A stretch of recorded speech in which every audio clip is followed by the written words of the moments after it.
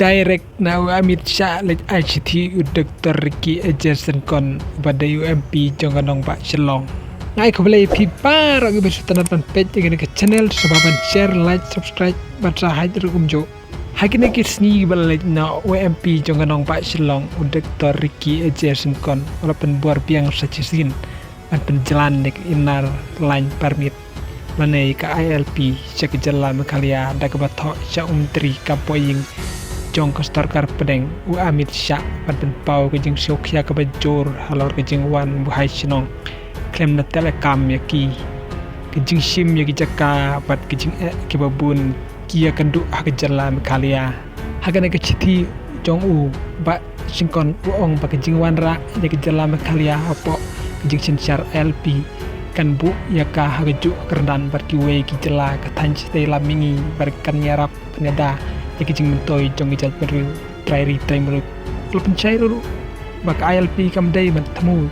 ikinong chenong ki bakongu jaka ain re pan pitiknai ki kot kislai ke bapiang jong stogi bawan rum jaka jalan mekalia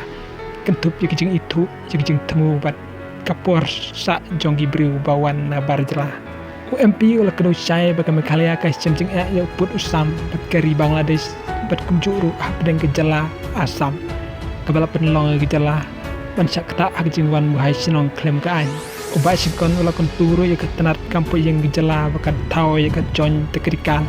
community ke bandon langgi officer na baro arliang ke sentral bar ke sarkar jela mekalia ban pendep ikut kompensyar ke an bat ke teknologi ban pentrekam ke ILP ula kerpat ke sentral ban pensengau cai ya jing long jing man bat ke road map jong ke jing terwa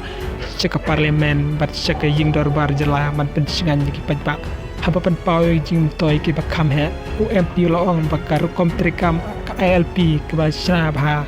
kan tiuru ya kam jing kai pertei ke badona ke jing kri kan tiuru ke jing shine bat kan kristian ni ke roi par ke bane agi jela mekalia parlok sa komen lada episode tenat pat episode tenat kumju ngi sekan do away pat ke video kumle sibun